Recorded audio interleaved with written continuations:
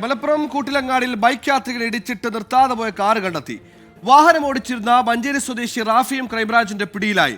അപകടത്തിൽ പരിക്കേറ്റ കൂട്ടിലങ്ങാടി സ്വദേശി സുനീർ ഇപ്പോഴും ചികിത്സയിലാണ്. 24 വാർത്തയ്ക്ക് പിന്നാലെയാണ് പോലീസിന്റെ ത്വരിത നടപടി.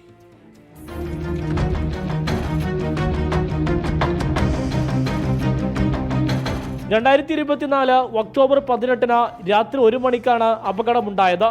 ബൈക്കിൽ സഞ്ചരിക്കുകയായിരുന്ന സുനീറിനെ കൂട്ടിലങ്ങാടിയിൽ വെച്ച് ഇടിച്ചു തെറിപ്പിച്ച ശേഷം കാർ നിർത്താതെ പോവുകയായിരുന്നു. അതുവഴി വന്ന ഓട്ടോ ഡ്രൈവറാണ് സുനീറിനെ ആശുപത്രിയിൽ പ്രവേശിപ്പിച്ചത്.